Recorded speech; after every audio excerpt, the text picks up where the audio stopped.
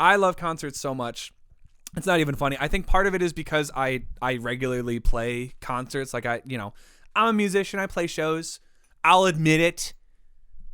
It was a very brave thing of myself to admit on live TV, on camera. But David's played shows too. Like he once upon a time, I also played shows. Yeah, and we have even played shows together. I put out an EP like last year, and we got to play a couple of those songs together. So we both are live music people. We love live music and appreciate it. So, we end up going out and seeing a lot of artists that we either like or we don't like or we have never heard of. And there are plenty of shows that we've been to that fall into either of those categories. And a couple of them that we've been to together include, like, we went to go see Metallica live at Soldier Field. That was cool. And we also saw Def Leppard. Yeah, we saw Def Leppard with Poison. I think that was our first concert together. Legit a decade ago. Yeah, that was 2012. But I could go on about our history with shows that we've seen and played before. But I want to hear about our best and worst concert experiences. So David, I think we should start with the best. I think we should just start with the best. Open up, with a nice. A nice subject first, and then get into the nitty gritty after. I have a couple ones. I'm gonna do 3. Okay. I'm gonna do my 3 favorite ones. Number 1, I guess was the earliest one when I saw Jason Newstead. This was in like 2013. He had a little band called Newstead for a very, very short time. Well, and he's the bassist, the ex-bassist of Metallica. Yeah, for like 14 years or so. Yeah. So yeah, he had a little band, and then they put on an EP, and we went to go see him. And this was hardcore in my Metallica phase. Yeah. Which I had not seen. So Newstead was like the closest I got to seeing Metallica. Which is a cool feeling. And that was the hardest I ever screamed when he busts out Creeping Death. Because Metallica themselves did not play Creeping Death when we saw them. Yeah. And I will never forgive them for that. Because they play it at like every show ever. But not ours. Like 99% of shows they play it at, but not ours. Yeah.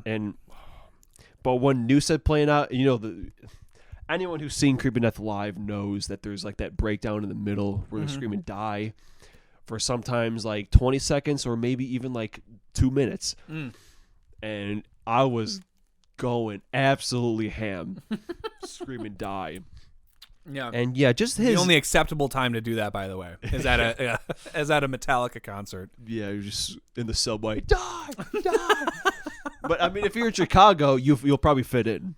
Yeah, you'll hear that a lot downtown Chicago, especially if you're driving with the windows down. I think it's every 5 seconds, maybe. I might be rounding up, but every 5 seconds you hear someone shout at the top of their lungs, "Die!" Yeah.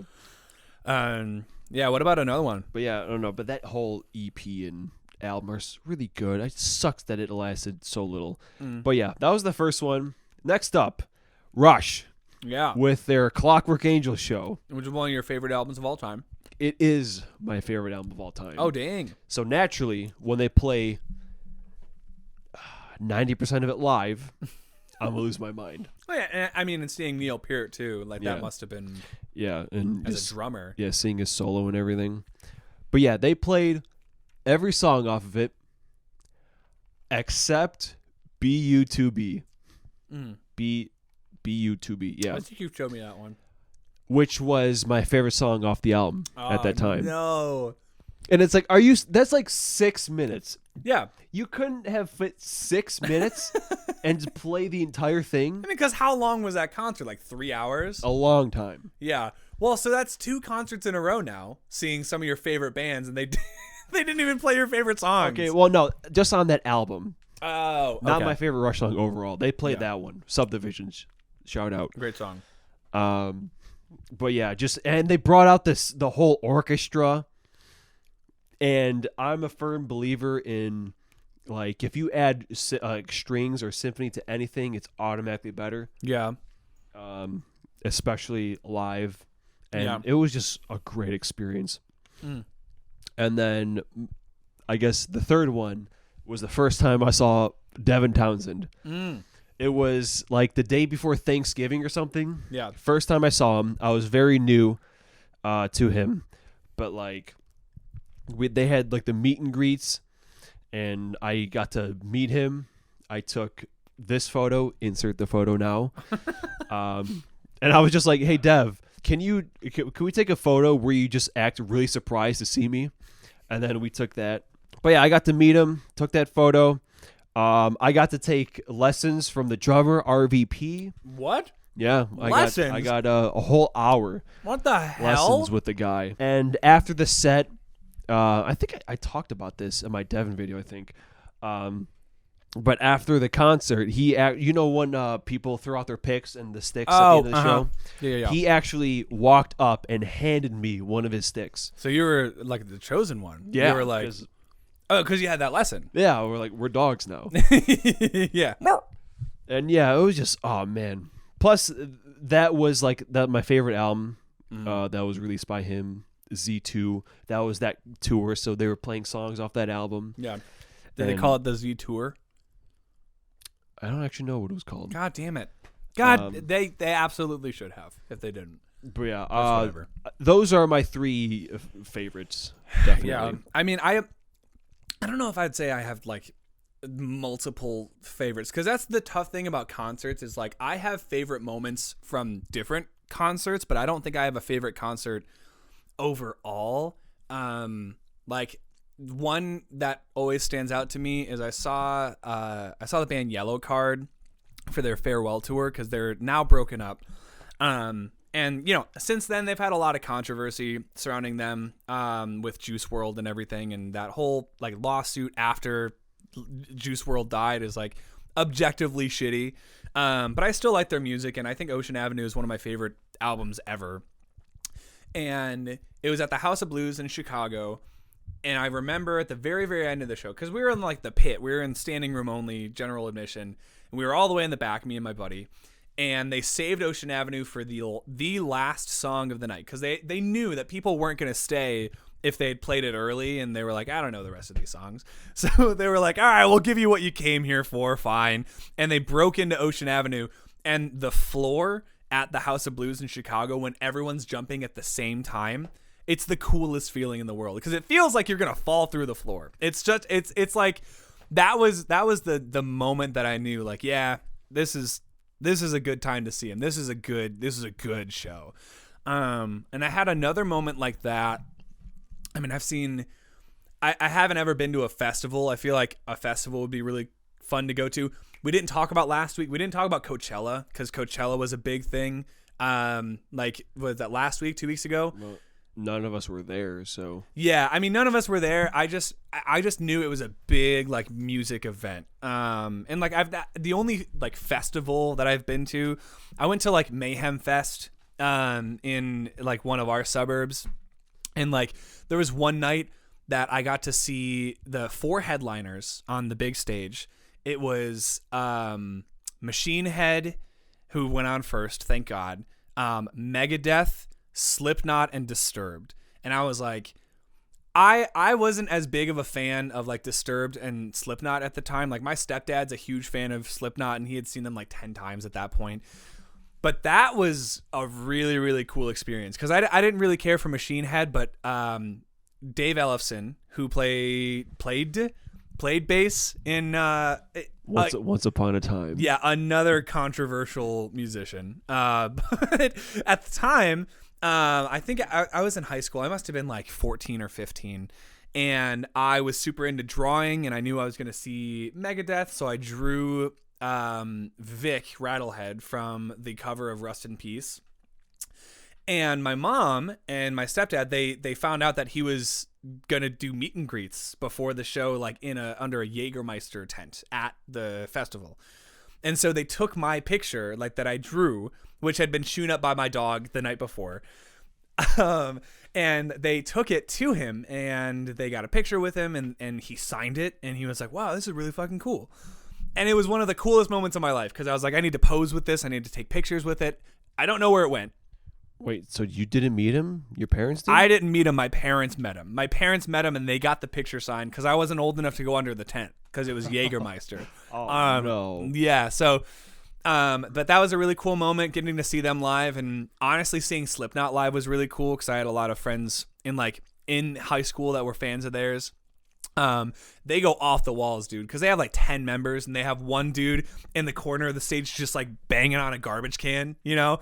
They have another guy that's like climbing up like the side like wall of the stage and jumping off, and that's all he does. It's just like climb shit and jump off. So it was a fun show. And then one that was really fulfilling recently, I got to see Reliant K in February, I think. And their album Forget Not Slow Down is my favorite album of all time, and they played a couple of songs off of that. Weirdly enough, also at the House of Blues. All right, so we both had our both got to see stuff from our favorite album live. Yeah, so it ended up that was a cool one, and that was also my most recent concert. Yeah, it was just fun. It was my first concert after like post quarantine, so I hadn't seen live music in like 2.5 years, so it was really cool. But I think now it's time we got to talk about. Wait, do you ever see a concert like out of state?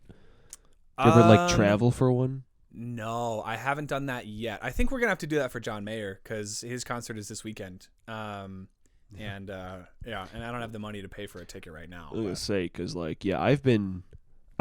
saw Buckethead in St. Louis. Ooh. I saw Baroness in Wisconsin, I think, or Indiana.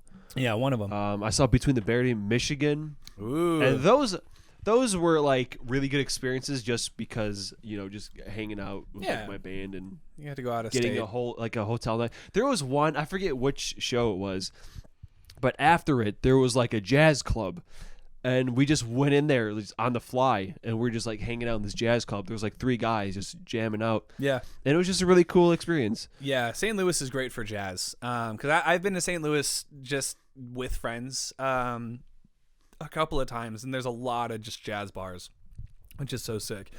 I think as far as worst, I only have one bad experience. I think you told me, but about I have this. a bunch of bad openers. Yeah, that comes with the territory. You go see a band that you really like, and then obviously their openers might not be as well known. And they're still working on their show, or maybe it's just like a little outside the genre of the show overall. But yeah, do you have a worst overall experience or opener? My least favorite experience was the second time I saw Ghost. It's the only concert I've ever been to alone. Oh. So, and I did not want to drive downtown, so I took the train there. Yeah. And I had to deal with their schedule. And I don't remember too much about the night. I just remember everything except the moment they were playing was awful. Oh no! Just being alone, it sucked. Yeah. But like as soon as they went on the stage, it was awesome. And man, I swear to God, every concert I've ever been to, somehow, like before it starts, I'm standing there. It's fine. Yeah. And then right before the band goes on, some guy who's like taller or just as tall as me comes right in front of my face. And this was one of them. Dude, I'm convinced there's a government organization that just collects tall people and sends them out and targets individuals. Like that scene in The Winter Soldier where they have all of like the aircrafts that are like targeting people on the ground. Government has that, but for concerts, where they just target people who look like they're about to have a really good time and just send in like tall operatives, Yeah. Because it always happens at the perfect time for like the best shows. And it's like I'm a tall man myself. Yeah. So obviously I know Are you working with the government? Maybe. Yeah, maybe. And I think I'm probably doing that to people behind me. Yeah. But the thing is, like, when I get to a spot, I stay there. Yeah. So anyone behind me, like, has plenty of time to, like, figure something out. Sure. Or if they go back there, they know what they're in for. Right. Not, like, right before the show starts, some guy just oh, I'm going to squeeze right in here and block your view. It's a very Midwestern thing. Oh, let me get in front. So that was like the only bad experience. Yeah. But man, the list of bad openers. Off the top of my head, Youth Code. You ever hear Youth Code? Did you show me Youth Code? I think I showed you Youth Code. Yeah, there's no like recorded music, so you had to go on YouTube to find them. Yeah, this was actually for the Baroness show that I went to Wisconsin or Indiana, or one of those two for. Yeah. And this opening band, I swear, I was like, what is this? It was just some dude with like a keyboard playing some like industrial stuff and some lady in the microphone just like screaming into the mic. And every song. And I hopefully have the video still. Yeah. But it was just like a clip. the goofiest thing I've ever seen. Yeah. There's a band, Fax, which I have to see open for Explosions in the Sky. Like FAX, like the machine? FACS. FACS. Yeah. Fax. Fax. Interesting. And they were, I don't remember, they were just annoying and obnoxious. And then when I went to see a band called Orphanland, just this weird, I don't even remember what they were called, but they were in like these like satanic outfits. Gotcha. And I legit walked out because I was hungry. So I literally just left to just go eat really quick before the main act showed up. Yeah. No, I don't think I've never walked out from a concert because I'm like, I paid to be here, except for certain time. Like, so I think the only like legit bad experience that I've had at a show, I mean, not even. There are some where I've had like not even bad experience. I went to go see the Boys of Zummer tour with a Z, and it was Wiz Khalifa and Fall Out Boy. Weirdest. It was that is not David's cup of tea, but I was like, I want to go see Fall Out Boy because I liked their album Infinity on High. I think it's a really fun album, and like Wiz Khalifa, I had to listen to songs I knew at the time, like Black and Yellow was really popular. And I think he did See You Again from the Fast and Furious soundtrack. There was a moment in his show where he inflated a big inflatable blunt, and he like passed it into the front couple of rows for like half a song. And I was like, this is the weirdest combination of artists because you have like children, like kids who really like Centuries or like some of the newer Fall Out Boy songs. And like the opening act was Wiz Khalifa, and it was just like people in the audience that were the other half that weren't like teenagers or children. And it was like grown men and women and like people that were just like smoking weed at the concert. And it was so weird because all these kids were with their parents. And I couldn't get over that. But that was a fun show. But I think the only experience that I've had that I didn't really like, it was a show that I went to on a whim, and it was a Toby Keith concert. And now, for those of you who know me, I'm very picky about like my country music. It's not that I don't like country music. I'm just very particular about what pocket of country I'm listening to. Like bro country is fine, like Florida Georgia Line or like Luke Bryan or whatever. I still think Luke Bryan sounds like Wreck-It Ralph.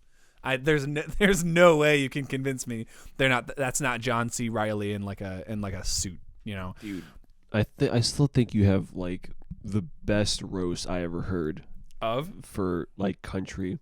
At some point we were talking about it. Oh. And you were literally said like it's just music people put on at a party because they know no one's gonna listen to it anyway. Yeah. I was like, oh man, that's good. It's party music. Well, because in college those were the two music, like the two genres of music that you would hear most often at a party, like a frat party or whatever. Country, like bro country, or like hip hop or like rap, like anything with like a beat. And at some point country was like, we're going to use electronic like trap beats. And I was like, okay, well that's fine. But I went to go see Toby Keith because my parents were like, do you want to go see Toby Keith? Like tickets are like $20. And I was like, yeah, fine. I wasn't doing anything that night. And I didn't know any of his songs, but everyone in the crowd, you could already picture what this crowd looks like. Everyone was just like super patriotic, like overly patriotic, and like in like an aggressive way, because there was a dude behind us that spilled his whole cup of beer on my stepdad. And so halfway through the concert, I had to stop listening to what I thought was like mediocre music anyway.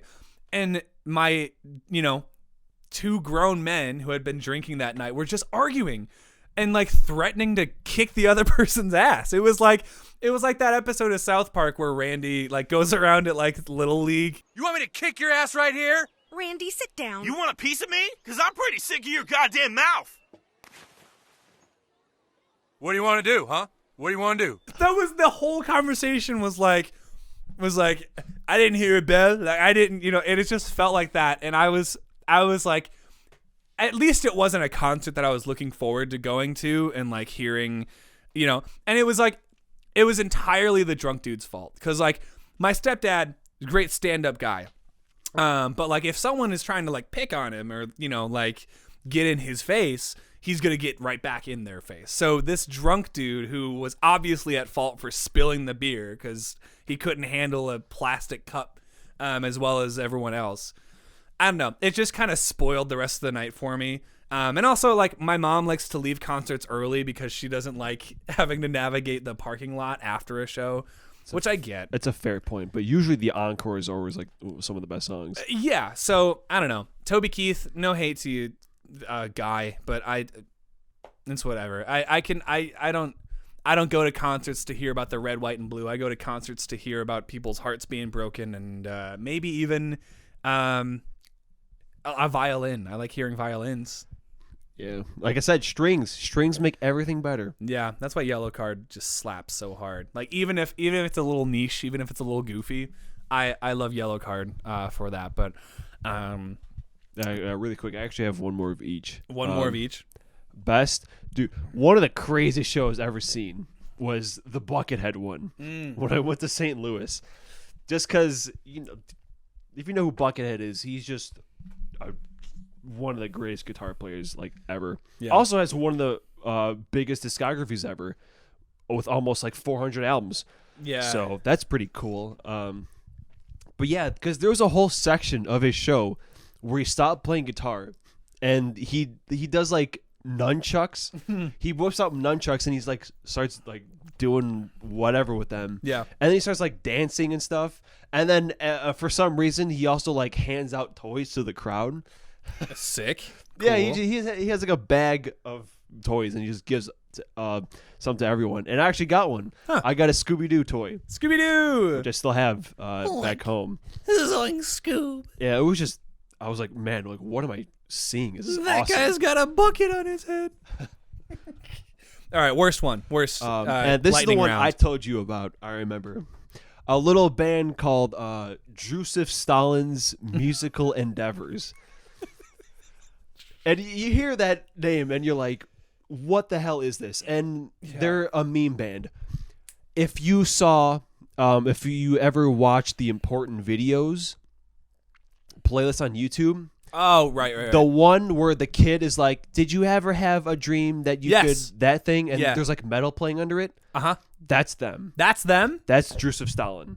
I love that video. I mean, it's a fine video, but like you go see that live and they're busting out like these Katy Perry covers and stuff. You did tell me about this. And I guess it was some girl who isn't technically a part of the band, I don't think, but was like singing for them that night. And man, at some point, like her boot got untied.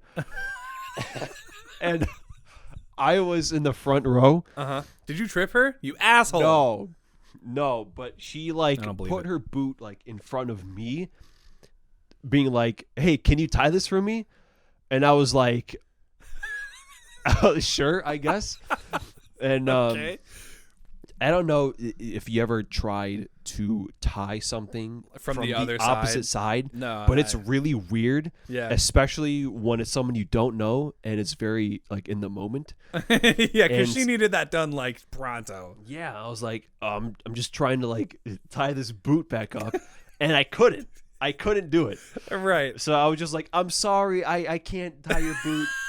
So you just fumbled with her boot for like a minute and a half and nothing happened. Yeah, and you were like, I couldn't even tie it. And I think I don't remember what happened, but like that was just goofy.